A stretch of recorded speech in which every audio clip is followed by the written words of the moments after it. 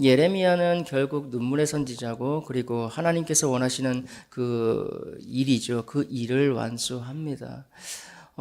결국은 하나님께서 원하시는 것이 이제 바벨론의 항복이었습니다. 결국은 항복을 하고 애굽에 붙지 마라. 결국은 항복을 하고 하나님께 순종을 해라였습니다. 근데 계속 그것을 거부하였죠. 결국 어땠습니까? 이제 시드기야 두 눈을 뽑히고 이제 이스라엘 다 잡혀가죠. 그리고 예루살렘은 다 불타 없어져 버립니다. 그 가운데 이제 우리가 무엇을 깨달아야 하는가였는데, 지난주 잠깐 요약하면은 하나님은 한 사람의 삶을 통하여서 하나님의 뜻을 전달합니다. 우리가 예수 그리스도를 믿었습니다. 그리고 우리의 삶이 바뀝니다. 우리의 삶이 바뀐 그 자체로 우리는 우리의 뜻으로 살아가는 것이 아니라 하나님의 뜻을 살아냅니다. 그러면 그것을 다른 사람들이 봅니다.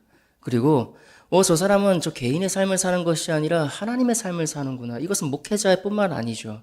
이것은 예수 그리스도를 믿고 구원받은 자들의 삶입니다. 마찬가지로 예레미야의 삶 전체를 이제 하나님께서 사용하시죠. 그리고 하나님의 뜻을 말씀하십니다. 모세 역시 마찬가지였습니다. 우리 다니엘 마찬가지 아니겠습니까? 사도 바울 역시 마찬가지였습니다. 그들의 삶은 늘 바뀌었습니다. 바뀌고 그 삶 속에서 하나님의 말씀을 역동적으로 살아냈다는 것입니다. 그리고 오늘 하나님께서는 좀 묘한 얘기를 예레미야에게 하십니다. 우리 11절입니다. 제가 읽어드리겠습니다. 여호와의 말씀이 또 내게 임하니라. 이르시되 예레미야야 내가 무엇을 보느냐 하시매 내가 대답하되 내가 살구나무 가지를 보나이다. 여호와께서 내게 이르시되 네가 잘 보았도다. 이는 내가 내 말을 지켜 그대로 이루려 함이라 하시니라 라고 말씀하고 있습니다. 그런데 우리가 여기서 좀 잘 알아야만 합니다. 왜 각주가 나와 있죠? 우리 각주 한번 볼까요? 이제 히브리어 살구나무라는 말은 지킨다는 말에 이제 음이 비슷하다라고 되어 있습니다. 이제 양 목사는 앞에서 이제 헬라어, 히브리어 또 외래어 잘 말하지 않는 목사이지만 개인적으로는 오늘은 이미 언급되어 있길래 이제 말씀드리는 것은 우리가 살구나무의 히브리어가 이제 샤케드입니다. 그런데 이제 지키다라는 뜻은 이제 쇼케드라고 이제 음이 비슷합니다. 정확하게 알아야 될 것은 하나님께서 왜 이 살구나무라는 단어를 썼느냐입니다. 살구나무가 가지고 있는 상징이 무엇이냐가 아니라 왜 하나님께서는 이렇게 얘기하셨느냐인 거죠. 하나님은 예레미야를 통하여서 말씀하시고자 하는 것이 있었습니다. 오늘 제가 제목은 신실한 하나님 그리고 가로 열고 이제 신실한 공동체라고 하였습니다. 이 신실하다는 것은 이제 굳게 붙잡다, 굳게 서 있다, 세우다, 그리고 이제 변하지 않음을 얘기하죠. 여기와 정말 중요한 것은 하나님께서 이미 신명기에 말씀하셨죠. 7장 9절인가요? 이제 하나님께서는 신실한 하나님이다라고 얘기하고 있습니다. 그를 사랑하고 계명을 지키는 자. 어떻게 한다고 했습니까? 하나님께서는 끝까지 언약을 이행하시며 그리고 인애를 베푸신다라고 하죠. 그리고 10절에는 완전히 반대를 말합니다. 뭐라고 얘기하고 있습니까? 신명기 7장 10절을 얘기합니다. 하나님을 미워하는 자. 윗절에 대한 자세한 설명하지 않습니다. 하나님을 미워하는 자라고 얘기하죠. 즉각 보응하리라. 신실하다라는 것이죠. 하나님께서는 이미 말씀하신 것을 이행하십니다. 그리고 끝까지 이루실 것입니다. 여러분, 공의라는 것이 굉장히 중요한 속성이죠. 하나님의. 우리의 얼굴을 보지 않습니다. 낯을 보지 아니하고 우리의 믿음을 보십니다. 그것이 바로 공의입니다. 왜 우리가 어렸을 때 돈으로도 못 가요? 맞죠. 그 어떤 것으로도 우리는 구원받을 수 없습니다. 왜 그렇죠? 공의 때문입니다. 그 공의는 하나님의 신실함과 밀접한 관계가 있습니다. 하나님께서는 이미 선포하신 것을 끝까지 이루시기 때문입니다. 무슨 요새 보좌를 흔드는 기도가 나오느니 그럴 수는 없죠. 하나님의 보좌는 인간이 흔들 수가 없어요. 오직 우리는 기도함으로 은혜를 구할 뿐입니다. 예, 우리가 어떻게 하나님을 흔들어 버립니까? 우리가 주권 외치는 자들 아니겠습니까? 우리는 하나님의 주권을 외치는 자들입니다. 그런데 은밀히 그것을 바꿔와 전복하려고 합니다. 무슨 말입니까? 자꾸만 그 자리를 내가 앉으려고 하는 것이죠. 여기서부터 오류가 발생합니다. 하나님께서는 이제 신실한 하나님이시고 우리가 제가 앞에서 늘 얘기하는 성화되어야 간다는 것, 하나님의 속성을 살아내는 것입니다. 우리가 신실한 공동체가 되어야만 합니다. 하나님께서는 그 말씀을 지키시죠. 그리고 우리 또한 그의 말씀을 지켜야 합니다. 그런데 이게 되질 않습니다. 왜 그렇죠? 저 앞에 있는 양 목사도 마찬가지 아니겠습니까? 똑같은 인간인데 마귀는 그것을 흔들어 버릴 것입니다. 이 하나하나 작은 계명들, 종은 주인의 말만 듣습니다. 양은 목자의 음성만 들어요.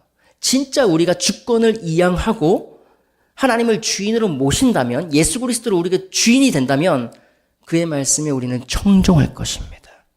그런데 아직까지 주권의 문제가 해결되지 않은 자들은 있습니다. 어떨 때는 내가 거기 앉았다가 어떨 때는 또 바꿉니다. 그런데 우리 신앙은 좀 그렇지가 않죠.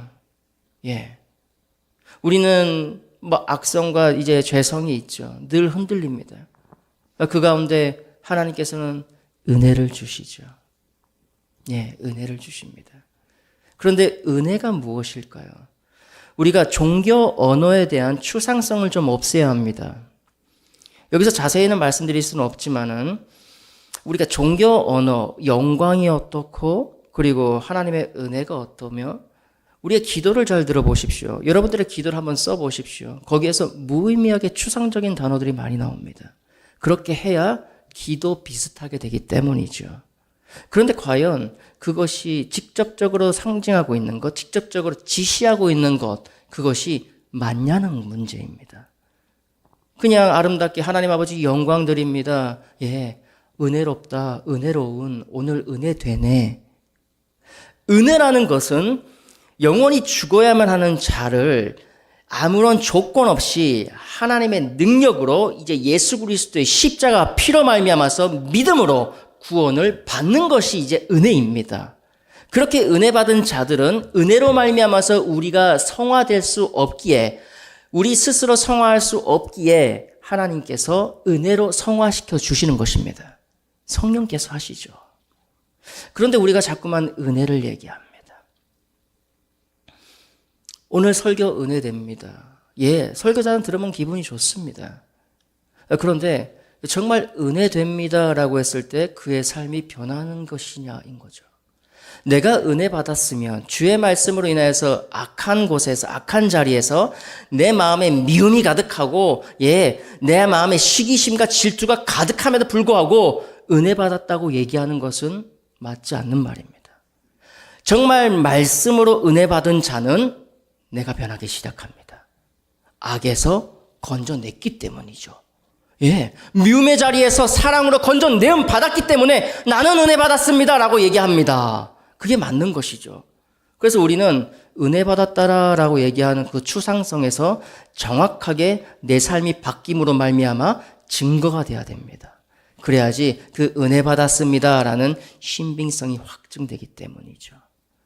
우리의 그 신실한 하나님, 그 속성을 살아내는 신실한 공동체 되기 간절히 원합니다. 이제 말씀이 이어지죠. 어떻게 해서 그렇게 되었는가? 13절입니다. 여호와의 말씀이 다시 내게 임하니라. 이르시되 네가 무엇을 보느냐? 대답하되 끓는 가마를 보나이다. 그 윗면이 북에서부터 기울어졌나이다 하니 여호와께서 내게 이르시되 재앙이 북방에서 일어나 이 땅의 모든 주민들에게 부어지리라. 우리 15절 함께 읽겠습니다. 내가 북방 왕국들의 모든 족속들을 부를 것인즉 그들이 와서 예루살렘 성문 어귀에 각기 자리를 정하고 그 사방 모든 성벽과 유다 모든 성읍들을 치리라. 여호와의 말이니라.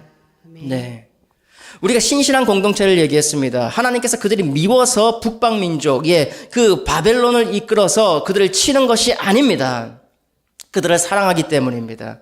신실한 그 언약 관계에 있기 때문입니다. 그런데 하나님께서는 신실한 언약을 지키십니다. 신실하게. 하지만 어땠습니까? 이 공동체 이스라엘 백성은 그 언약을 신실하지 않음으로 파기했다는 것이죠. 그들이 일어나서 너희들을 칠 것인데 그 이유는 나는 신실하지만 너희는 신실하지 않기 때문이다 라는 것입니다. 우리의 신앙은 늘 이것과의 싸움입니다. 신앙 굉장히 단순합니다. 상당히 어렵습니다. 단순하고 어렵지만 오직 성령의 능력이 가능하게끔 해주는 것입니다. 여러분 이상하지 않습니까? 2000년 동안 계속 똑같은 설교들이 이어집니다. 우리가 이 안에서만 자꾸 듣습니다. 점점 소스 싸움이라고 했습니다. 선배님들은. 이제 2021년, 21세기 이제 설교는 소스 싸움이야. 이미 다 지나갔습니다. 아닙니다. 능력 싸움입니다. 하나님의 능력 싸움입니다. 무슨 금가루가 내리고 막 불이 나오고 이것이 아닙니다. 변화되지 못하는 나를 주의 말씀으로 변화되는 능력을 내가 체험했나이다. 이거거든요. 이 능력 싸움이 나와야 됩니다. 둘 중에 하나가 이상한 것입니다. 설교자가 반푼이든 이제 청중이 그것을 알아듣지 못하든 둘 중 하나가 이상한 것입니다. 하지만 주의 말씀은 능력이 있습니다. 우리 이거 듣고 나가는 것이거든요. 하나님의 그 묘한 주의 말씀을 우리가 받아야만 합니다. 그리고 체험해봐야만 합니다. 어제까지 미운 사람이 있는데 내가 그를 위해서 또한 헌신하게 됩니다. 내가 시기 질투가 많습니다. 그런데 묘하게도 주의 말씀을 부여잡고 기도가 나오네요. 기도했더니 어떻게 합니까? 마치 안개 사라지듯 그런 마음이 사라져요. 그리고 다음날 내가 먼저 사과하죠. 내가 죄송합니다. 그리고 내가 그를 위해서 기도합니다. 흔히 우리가 중보기도라고 합니다. 우리 공동체 기도를 하는데 유독 입이 떨어지지 않는 자들이 있죠. 훈련이 아닙니다. 물론 훈련도 있겠지만 성령께서 열어주셔야만 합니다. 내가 그것을 원하느냐인 것이죠. 그러므로 하나님께서는 우리를 조금씩 성화시켜 주시는 것입니다. 근데 이 오늘 말씀에 축이 되는 말씀이 있습니다.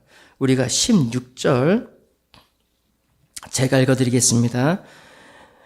무리가 나를 버리고 다른 신들에게 분향하며 자기 손으로 만든 것들에 절하였은즉 내가 나의 심판을 그들에게 선고하여 그들의 모든 죄악을 징계하리라. 이제 우리 삶으로 드러납니다. 저것이 제가 색을 칠해놨는데 이제 아무런 관계없이 배열된 것이 아닙니다. 무리가 나를 버렸다고 하죠. 이것은 관계 단절 곧 언약 파기를 말합니다. 하나님과 전혀 관계가 없다는 것이죠. 이것은 의도성이 들어갑니다. 그들은 하나님의 존재를 인정했어요. 하나님의 존재를 인정함에도 불구하고 의도를 가지고 등을 돌렸다는 것입니다. 이제 우리가 현실적 무신론자라고 하죠. 결국 예수 그리스도를 믿는다라고는 얘기하지만 마치 종교가 액세서리화 된 것, 그 안에서는 믿음이 나가지 않는다는 것이죠. 그리고 뭐라 합니까? 이제 다른 신들에게 분향했다고 하죠. 이제 예배 대상이 바뀝니다. 종교가 바뀌는 것이 아니죠. 내가 예수 그리스도를 믿는 기독교인이라고 하면서도 이제 예배 대상이 바뀝니다. 참 무섭죠. 그리고 어떻게 합니까? 자기 손으로 만든 그 우상에게 숭배합니다. 저것은 섬기다의 표시고 예배입니다. 우리의 예배 대상이 바뀌고 결국에는 절하였은즉 현실 속에서 삶으로 드러납니다. 우리가 흔히 계속 산제사 얘기하고 있지 않습니까? 우리가 주일에 드리는 예배는 한 주에 드려지는 산제사의 그 반응과 결과입니다. 하나님께서 원하시지 않으면 교회 문에 들어올 수는 없습니다. 우리가 우연이 없다면서요. 저와 여러분 여기서 금요 부흥회를 드리는 것은 결코 우연이 아닙니다. 결국은 하나님과의 관계 단절이 있으며 내가 본질적으로 인정하는 그를 의도적으로 등을 돌리고 삶 속에서 이제 산 제사가 드려지지 않으며 이제 드러나는 것이죠. 어떻게 드러납니까? 공동체 안에서요. 공동체는 분열됩니다. 이스라엘은 분열되었어요. 다 흩어집니다. 우리의 믿음의 실력이란 것이 있습니다. 그 믿음의 실력은 공동체 안에서 검증되는 것입니다. 공동체를 견디지 못하는 자의 특징이 바로 이것입니다. 거기에 견디지 못해요. 우리 신앙에서도 그 리셋 증후군이라고 있죠. 결국 그렇게 됩니다. 한 곳에 있지 못해요. 그 안에서 우리가 다 드러나야만 합니다. 미움을 봐야만 합니다. 질투를 봐야만 합니다. 예, 다 봐야죠. 양 목사의 추함도 다 봐야죠. 그럼에도 불구하고 예수 그리스도의 사랑으로 덮어야죠. 우리가 그렇기 때문에 여기 모인 거 아니겠습니까? 우리 다 약한 자들입니다. 그렇기 때문에 구원받은 자들, 전도되어 온 자들, 이제 품을 수 있는 그릇으로 만들어진다는 것입니다. 우리 연초에 선포하지 않았습니까? 300명, 600명, 1200명 될 것입니다. 그런데 우리의 믿음의 수준이 올라가야 됩니다. 결국 와가지고 분열이 나서 나갔더라 하면 끝이죠. 하지만 그럼에도 불구하고 내 안에 질투, 타오르는 그 시기심 온전히 주의 말씀으로 부여잡았더니 안개 사라지듯 사라지더라. 그게 간증 아닙니까? 그게 간증입니다. 저와 여러분이 예수 그리스도 믿고 구원받은 거, 그 살아가는 목적이 있지 않습니까? 무슨 목적으로 살아갑니까? 저와 여러분은 전도하고 구원하는 것입니다. 구령의 열정이 목적이어야만 합니다. 그 외에 다른 목적이 있습니까, 혹시? 예수 그리스도는 제자라고 얘기했을 때에 이 목적을 얘기했습니다. 권능을 주시겠다면서요. 그 권능을 받고 이제 딴 것까지 나가라면서요. 뭐 때문에 나갑니까? 나의 명예? 아니죠. 나의 학벌? 아니죠. 그 모든 것들 다 내려놓고 영혼 구원입니다. 끝에 나중에 올라왔을 때 예수 그리스도 너 뭐 하다 왔느냐? 저는 고지론으로 내가 영향력을 펼쳤습니다. 내가 저 높은 자리에 올라가서 떵떵거리며 예수를 외쳤습니다. 이게 아니죠. 내가 낮고 낮은 자리에 예수님이 하셨던 것처럼 내가 섬김의 자리에 들어가서 그를 위해서 내가 죽었습니다. 희생했습니다. 결국 구원하였습니다. 내가 한 것이 아니라 성령님께서 역사하심에 제가 쓰임받음에 너무 감사합니다. 라는 고백이 나와야 하는 것이죠. 이제 말씀을 좀 맺어가겠습니다.